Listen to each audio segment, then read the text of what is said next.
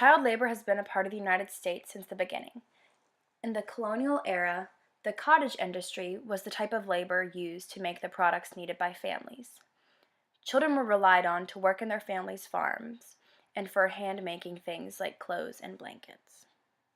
Boys in this time period were usually taken out of school to work full-time when they were between 10 and 14.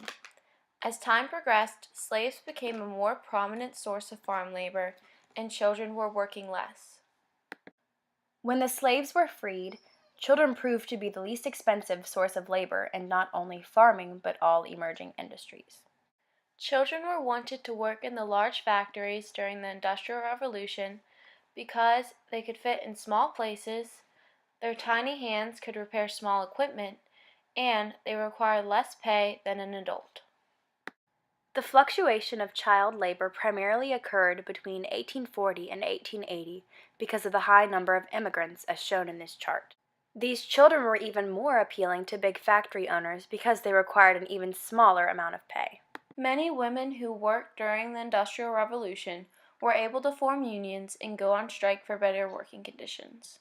However, children did not have this luxury. Children were extremely hard to organize into unions, so the few that were formed had little to no effect. The National Child Labor Committee was established in 1904 to work for better working conditions, higher wages, and more schooling for children. The NCLC took pictures of kids working to show their poor conditions. These pictures were used in national campaigns to show the public the harsh truth of what American kids were facing. These campaigns proved successful. They were able to raise the national awareness of the cruelties of child labor. However, the end of child labor in America was primarily caused by the Great Depression. When the Great Depression hit, Americans wanted all available jobs to go towards adults, so most children were fired. The National Industrial Recovery Act, that was passed in an effort to end the Great Depression, included many laws restricting child labor. Another factor that brought the decline in child labor was mechanization. The jobs that children were wanted for could now be done by machines.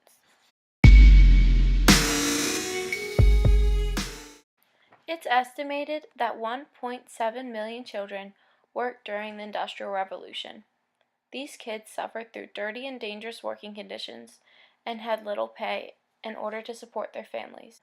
Overall, child labor consisted of young children working in factories, farms, mines, and other tedious places of work for little pay in an effort to support their families.